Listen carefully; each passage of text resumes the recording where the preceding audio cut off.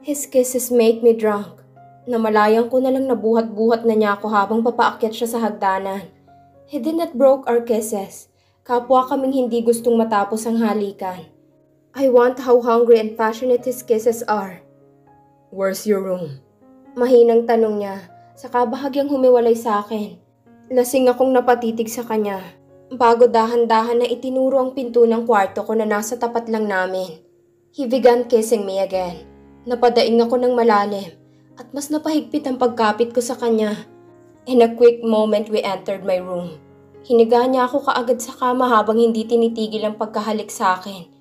I pulled him above me and I groaned when I felt his weight above me. His lips lapped my lips. I found a little strength in my shaking body, so I slowly unbuttoned his long sleeves. Pero hindi ko yun magawa ng maayos, kaya siya na rin ang gumawa. I immediately felt his hot upper body. Zeus. I moaned when he bit the sensitive part of my neck before pulling my dress up. After taking my dress off, he immediately unclasped my brasier to give his fully attention to them. Napasabunot ako sa buhok niya dahil doon. At isang kamay ko'y napahawak sa headboard ng kama para kumuha ng lakas. Wider, ma'am. He murmured nicely when his kisses trailed down to my stomach. The pleasure is making me crazy. Hindi ko kaya. I shouted so loud and I cried in so much frustration. Hindi ko alam kung saan ako babaling. My back arched and when something exploded inside of me. I feel so weak, but I want more. I want something more. Zeus kissed my lips before taking his pants and his boxers off. Lasing akong nakatingin sa kanya, pero muli lang niya akong tinangay sa pamamagitan ng mga halik niya. And after a while, we both moaned. There's pain, but the pleasure suddenly overflows. I hugged him more, and I digged my fingers on his back. I bit his shoulder, and I clung to him while he's moving inside. I miss you. I miss you so much, he whispered while moving so fast, until we both exploded. But I think he's not yet done, because he began kissing me again. I moaned and let him praise my body with his kisses. We didn't stop until we're dead tired. We did it at how many times, and I lost my count. Basta ang alam ko, ay pagod na pagod ako habang nakayakap sa katawan niyang basang-basa ng pawis. Nagising ako sa sumunod na araw dahil sa kiliting nararamdaman. Mabilis akong nagmulat at bahagya akong napasimangot nang makita ko si Zeus na pinapaulanan ako ng halik sa hubad kong balikat. Morning, he whispered using his hoarse voice. Mabilis ko siyang tinalikuran. Pero muli lang niya akong niyakap galing sa likuran. I'm sleepy, I gently said so he buried his face on my nape. It's 10 o'clock, he murmured so I gasped. Mabilis akong umupo hawak ang comforter na nakabalot sa dibdib ko. Pero napangiwi ako nang maramdaman ang sakit ng katawan ko sa ginawang paggalaw. The pain in between my thighs made my face red. Masakit? Mahinang tanong niya nang makita ang reaksyon ko. Saka muli akong pinahiga. He kissed me on my cheek. I'm sorry. Mahina niyang bulong, kaya inunan ko na lang ang mukha ko sa dibdib niya. He hugged me so tight, so I gently closed my eyes again. Have you checked your bank account? Mahinang tanong niya habang pinaglalaroan ng buhok ko. Antok lang akong umiling at wala ning isang salita na lumabas mula sa bibig ko. His heart is beating so fast. Rinig na rinig ko yun ngayong nakaunan ako sa dibdib niya. I transferred 3 million, he whispered. Dahil doon ay bahagya akong lumayo sa kanya para kunot-noo siyang tingnan. What? How? I mean... Para lang akong nangutang sa'yo. Mahinang tawa niya. Sabay iling at muli akong pinaunan sa dibdib niya. Saan ka kumuha ng pera? Mahinang tanong ko. He chuckled once again. Mark and I invested on something. Doon ko inubos ang pera ko kaya walang-wala ako nung nakaraang buwan. At ngayon may profit na. He whispered before kissing my head so I rolled my eyes. Hindi naman ako naniningil. Inis na sabi ko na tinawanan lang niya. Sandali kaming natahimik. Ilang sandali pa'y may naalala ko, kaya bahagya ko siyang tiningala. Our eyes met. Tell me, why did you do this? I asked with my serious voice. Naging seryoso siya dahil sa seryosong tanong ko.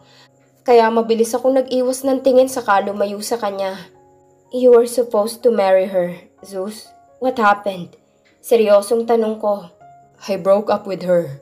I cut him off. Paano naging kayo? Gaano na kayo katagal? Hindi mo ba naisip na hadlang lang ako na dumaan para pagtibayin kayo? Subok ko.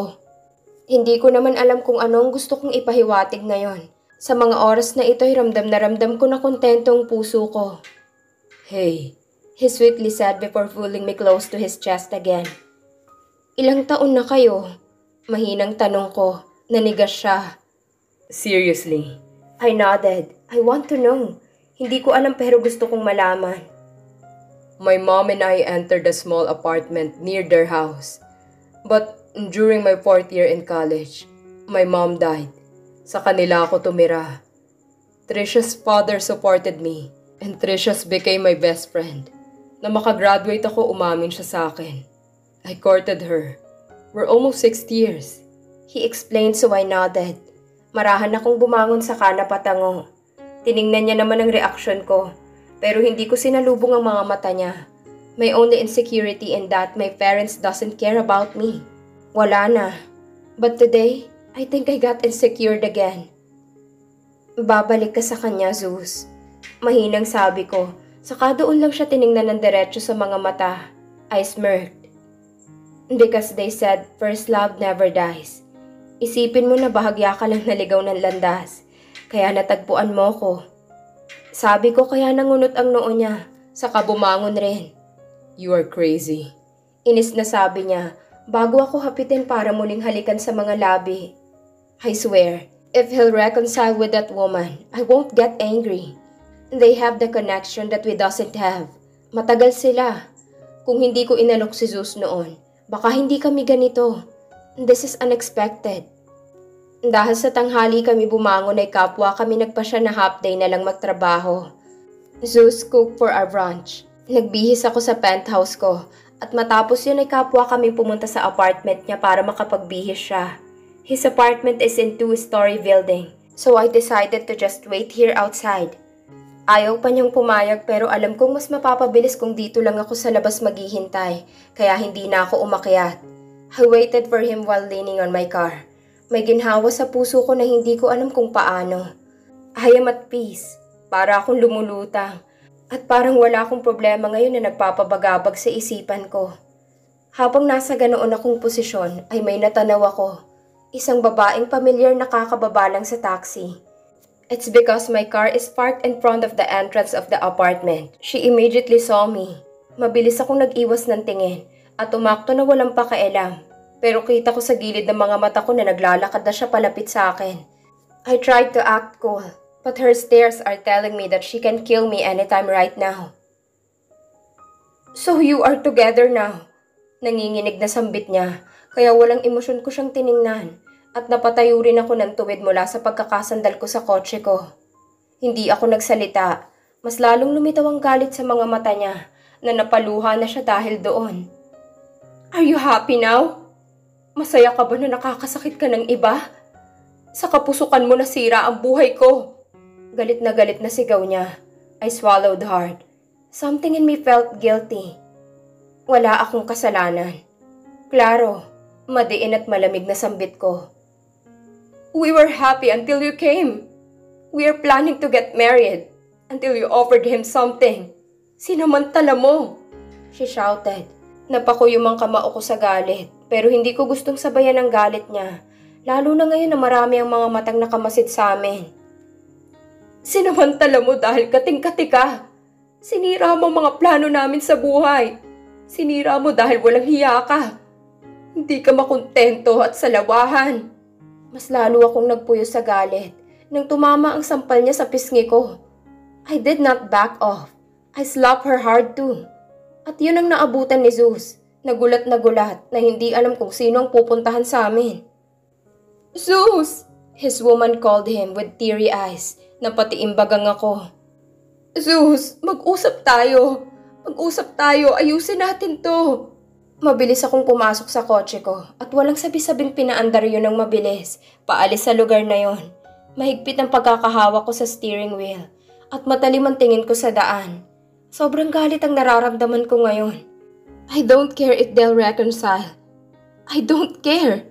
Buong lakas na sigaw ko at nahampas ko ng malakas ang steering wheel nang maipit ako sa traffic. Go, Zeus. Bumalik ka sa kanya. Go back on the right path. Bumalik ka sa dati mong plano. I don't care. I won't really care. I will ignore you forever. Hindi kita kailanman titingnan ulit. Nang makarating ako sa kumpanya at dire-diretso lang ako sa opisina ko, umupo ako kaagad sa swivel chair at mahigpit na kinuyom ang kamao ko. Ilang sandali pa'y may biglang pumasok. It's Zeus with his black backpack. What are you doing here? Malamig na tanong ko nang maglakad siya palapit at nilagay niya ang bag na dala niya sa ibabaw ng lamesa, kaya bahagya akong napatingin doon. I'll sleep in your place again tonight, he said. Napatiimbagang ako. Seryoso siyang nakatingin sa akin. Hindi ko sinalubong ang mga mata niya. Don't ask me anything, Zeus. I hate explaining myself. Malamig na sambit ko, kaya dahan-dahan siyang lumapit sa akin. I know, I won't ask, he gently said before slightly kissing my hair. Napabuntong hininga pa siya na parang kailalim ng iniisip, bago marahan na lumayo sa akin. I swallowed hard. I don't want to say anything. Babalik na lang ako dito mamaya. I'll just work. Mahinang sabi niya bago lumabas ng opisina ko. Muli akong napalunok saka napahawak sa noo ko nang makalabas siya ng tuluyan.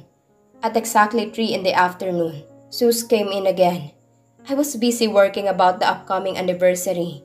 Sa pagpasok niya ay bigla ring dumating si John na mabilis na nangunot ang noo. Busy? He asked before looking at Zeus curiously. Napapikit ako ng mariin. I waited for Zeus to even greet John but he didn't. Lumapit lang siya sa akin saka humalik sa noo ko. Dahilan para mapaatras si John ng kaunti dahil sa gulat. Seriously? John murmured. He's an investor, Zeus. Mahinang sabi ko kay Zeus na alam kong narinig niya. I'll go out then. Mahinang sabi niya sa kanilang pasan si John na gulat pa rin. Is he your boyfriend? Tanong niya na hindi ko sinagot dahil binalik ko lang ang tingin ko sa screen ng laptop. I don't know why he's here again. So he is. It's fine. You two will break up soon, he said so my brows furrowed before I look at him. Seriously, I'm busy, I said but he shook his head. If I didn't came, you and your boyfriend are probably making out at this moment, he said while shaking his head like he's so disappointed. I rolled my eyes at him, so in the end he left. Ramdam kong inis niya na hindi ko na pinansin pa. Nagpatuloy lang ako sa ginagawa. At 5 Zeus came in. Mabilis ko siyang tiningala at doon ko naalala na sinabi niya pala kanina na sa penthouse siya matutulog. Napangiwi ako't napahalukip-kip. Tinanaw siya bago makarating sa akin. Anong pinag-usapan niyo ng fiancé mo? Taas kilay na tanong niya bago ako marahang patakan ng halik sa mga labi kaya umirap ako. If ever him and I will marry each other, I'll invite you. Taas kilay na ganti ko. Kaya nangunot ang noo niya saka mas nilapit niyang mukha niya sa akin. I'll attend of course, he said before lifting me a bit. Siya ang naupo sa swivel chair ko at ako naman ay naupo sa mga hita niya. I rolled my eyes before standing but he didn't let me. Don't act like you own this office because you don't. Pairap na sambit ko pero wala lang sa kanya yon. Let's go home, he cursed after that. Buong akala ko'y itatayo niya ako pero bigla niya akong hinalikan. Kaya napangisi na lang ako at hinayaan siya. Hanggang sa tumagal ng tumagal na kapwa na naming ayaw huminto. We went home to my penthouse at 9 in the evening. Wala nang katao-tao sa kumpanya nang umalis kami. Sinabi ko na sa labas na lang kami kumain ng dinner. Pero pinipilit niya na magluluto na lang siya. Kaya nang makarating kami sa penthouse ko, ay talagang nagluto nga siya. Habang ako tamad na nakaupo sa high stool sa island counter. Nakapangalumbaba ako habang nakatitig sa kanya na nagluluto. He's topless and is busy cooking. I silently imagined how would he look like 10 years from now. Pero mabilis akong bumalik sa realidad nang bumaling siya sa akin. Who taught you how to cook? I asked curiously. Ako natuto ako dahil wala akong choice. Pero kung titingnan ay magaling talaga siya. I can't cook. Well, he is a pro. My mother. Sa Zamboanga pa lang tinuruan na niya ako, he answered. Nangunot ang noo ko. Zamboanga? You are not born and raised here in Manila? I asked and he shook his head. I can't believe those questions leaped out from my mouth. No, I was born and raised in Zamboanga. Pumunta kami rito nung unang taon ko sa high school. My grandparents died. So my mother decided to just stay here. I finished my studies here. He said, so I nodded. Gusto ko pa sanang magtanong pero pinigilan ko ng sarili ko. I don't want to cross some lines. That simple information is enough. Want a taste? Tanong niya kalaunan kaya marahan akong tumango at tumayo, saka lumapit sa kanya. This is another Filipino dish, and it tastes so good. He's really good at this. We ate our dinner so late, and after that we were both tired. But I want to watch some random movies first, so I did. Nanood ako sa malaking flat screen TV sa kwarto ko, habang si Sus ay inaantok na at pipikit-pikit. Ngunit pilit na dumidilat para samahan ako. Nababalutan ng comforter ang pang-ibaba niyang katawan, habang ang itaas naman ay lantad na lantad. Mabilis akong tumayo saglit, kaya mabilis siyang umupo. Where are you going? He asked. Tinuro ko lang ang remote na nakalagay sa living room set ng kwarto ko na marahan niyang ikinatango. I turned the television off because I don't really understand the movie. You can't sleep here again tomorrow. Sabi ko nang makabalik sa kama. Antok niya naman akong tiningnan dahil sa sinabi ko. Why? Napapaos na tanong niya na ikinailing ko na lang. It doesn't feel right and you have your own place, I said before hugging the pillow. Umusog siya palapit sa akin. Sa kanya kinuha ang una na yakap ko. He hugged my arms on his body, so I rolled my eyes. Malamig ngayon sa kwarto ko pero ang init ng katawan niya. It feels so comfortable. Ang lamig mo. He murmured before he gently kissed my forehead. Napapikit ako dahil doon at hinayaan ang sarili ko na unti-unting dalawin ng antok. I fell asleep in his arms. That was one of the best sleep I ever had. At nang magising ako kinabukasan, ay mukha niyang unang bumungad sa akin. I found him staring at me with his amused eyes. Nakasiksik ako sa katawan niya at nakapulupot naman ang braso niya sa akin. It's still 3. Sleep more. He murmured so I turned my back at him to sleep more. He hugged me from my behind and I fell asleep again on that position. Pero muli akong naalimpungatan nang makarinig ng kaunting ingay. Talk about what? I said I'm sorry, Trish. I'm sorry if we turned out like this. Dahan-dahan kong binuksan ang mga mata ko, pero hindi ako gumalaw. Nakatalikod pa rin ako kay Zeus na ngayon ay may kausap sa likuran ko. Important. I can't talk to you today. I'll just call you. Mahinang sambit ni Zeus na tila pabulong lang. He sighed. I'm sorry. I'm really sorry. I will explain to Tito. Bahagyang kumabog ang dibdib ko dahil bigla akong kinabahan, kaya hindi ko na naiwasan pang bahagyang paggalaw. I need to drop the call. Mahinang sambit ni Zeus. Alam kong alam niya nagising na ako, kaya dahan-dahan akong humarap sa kanya, kahit pa hindi niya patuluyang nababasa ang tawag. I know who she's talking to. Alam ko pero minsan lang ako nagtatanong ng mga tanong na personal, and this time I chose not to. What time is it? Mahinang tanong ko. Pero tiningnan niya muna ako ng mariin na tila binabasa ang ekspresyon ko bago sumagot.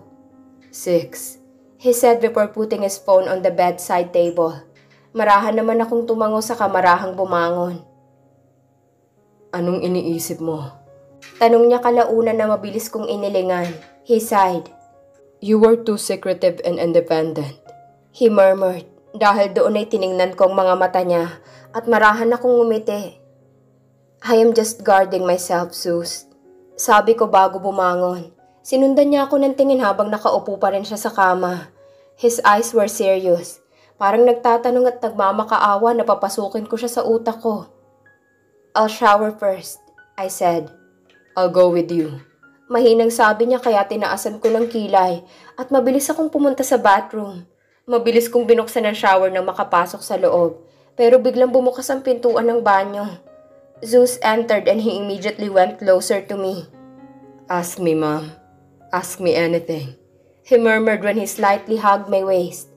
Tinalikuran ko siya at sandali pa'y naramdaman ko ng paghalik niya sa bato ko. Stop guarding yourself. I'll enter. Sabi niya bago ihulog ang strap ng night dress na suot ko, kaya tuloy-tuloy itong nahulog sa katawan ko. I won't stop guarding myself, pero ngayon parang gusto ko siyang tuluyang papasukin sa buhay ko. Pero sino nga bang maniniwala na natatakot ako? I'm afraid. Parang hindi pa sa ngayon dapat. Please. He murmured before making me face him. I swallowed hard. I'm here with you, but you are still guarded. He whispered before kissing my lips. While we are under the hot shower. I grew up alone. I grew up independently. Hindi madali sa akin ang ganito. It's my first time feeling this kind of peace and freedom. In his arms, I feel at peace. I am not yet used to it. Natatakot pa ako. I'll let you know me. Hayaan mo kung kilalanin ka ng lubusan. He said. Napayakap ako sa kanya habang nakapikit. But loosen up. I need you to loosen up. Medyo tanghali na kaming nakapasok sa kumpanya. Nang makarating doon ay mabilis siyang humiwalay sa akin para magtrabaho at ako naman ay mabilis na sumipot na sa meetings ko sa araw na to. Pero hindi maalis sa isip kong mga sinabi ni Zeus. Yes, I am guarded. I am guarding myself. I am independent. Pero hinahayaan ko na siyang makapasok sa buhay ko. Hinahayaan ko na pero hindi ko pahahayaan ng tuluyan. I still have insecurities and self-pressure. I am so afraid. Takot ako sa hindi ko malamang dahilan. Kinakabahan ako at hindi na niya kailangang malaman yun. We started in a wrong way. I am not even sure of what's going on between us. Kaya bakit ko ibababa ang pader ko? Kaya bakit ako hindi matatakot? I am craving for this kind of attention. Naninibago ako. I did 5 meetings inside the company. Lahat yun ay mabilis lang natapos. Kaya tinuloy kong pagplano para sa gaganaping anniversary party. Dad also checked about it, like I am his employee. And I answered him like an employee too. Julia May Remulla isn't perfect. Kulang na kulang ako. Kung ihahalin tulad sa isang bubong ay marami akong butas. Marami akong butas na hindi ko alam kung paano pupunan. My family doesn't want me. And I am in a complicated situation where I myself can't explain. It's too much for my brain. It's too much to handle. Lunchtime when Zeus came to me, may dala siyang mga pagkain. Kaya sa loob lang rin kami ng opisina kumain. May problema ka? Tanong niya matapos namin kumain na mabilis kong ikinailing. I am okay, pero bigla akong kinabahan na hindi ko maipaliwanag. Kinabahan akong bigla kaya parang nanikip ang dibdib ko. Mabilis akong tumayo at mukhang nakita niya na hindi ako maayos. Kaya mabilis niya akong nilapitan. Napahawak ako sa braso niya. I can't explain. Hindi pa ako kinabahan ng ganito. Nanlalamig ka. What happened? Tanong niya pero muli lang akong umiling. Mas humigpit ang kapit ko sa kanya. Natatakot ako. Natatakot at kinakabahan ako sa hindi malamang dahilan. Tell me, paano ko malalaman kung sasarilinin mo lang? Muling tanong niya, kaya napahinga ako ng malalim. Bigla lang akong kinabahan. I think I'm tired, I said. Dahan-dahan akong bumitaw sa kanya, pero hindi siya lumayo sa akin. He sighed. Let's go home. Bulong niya sa kamarahan akong pinatakan ng halik sa noo. No, I'm fine. Sabi ko saka bumalik sa swivel chair ko. Umupo naman siya sa ibabaw ng lamesa ko para tingnan ako ng mariin. I'm still nervous and no reason. Uuwi ka muna. Sabi niya kaya sandali akong napapikit ng mariin bago tumango. I think I really need a rest. Fine. Sabi ko saka tumayo na. Kinuha ko ang bag ko saka naglakad na palapit sa pinto habang siya'y nakasunod sa akin. I slightly massaged my temple. Bahagya rin akong napalingon sa lamesa ko kung may naiwan pang gamit. I heard the door opened. But I did not dare to look because I think Zeus opened it. Hey people! Nice seeing you two here! Biglang sambit ng boses ni John, kaya kapwa kaming napalingon doon. Si Zeus na nakatingin rin pala sa akin ngayon. My brows furrowed. Am I disturbing you two? Oh, I almost forgot. I found her on the ground floor. She said she wants to talk to you, Julia. I brought her here because the front desk ladies won't let her. John said. At ilang sandali pa hinatanaw ko sa likuran niya si Trisha. Her eyes were nervous and a little bit scared. Pero nang mapatingin siya sa akin, ay napalitan yun ng galit. Trish, what are you doing here? Biglang tanong ni Zeus. Bahagya naman akong napaatras nang pumasok siya.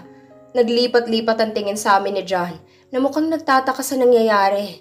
The woman started to cry. Napalunok ako at kaagad nawalan ng emosyon ng mga mata ko. Zeus, kailangan nating mag-usap. Umiiyak na sabi niya. Kaya napasinghap si Zeus na mukhang hindi alam ang gagawin. He even looked at me. Like he's asking for permission. But I did not say or do anything. Zeus, please, pakinggan mo ako. Umiiyak muli na sabi ng babae. Parang hindi niya kami nakikita. Parang akala niya ay sila lang ni Zeus ang nandito ngayon sa opisina na ito. Trish, sabi ko tatawagan na lang kita. Nahihirapan na sabi ni Zeus. Kaya mabilis niyang hinawakan ang braso ko. Trisha saw it. Mas lumakas ang pag-iyak niya. At mas lalo kong nakita ang galit sa mukha niya.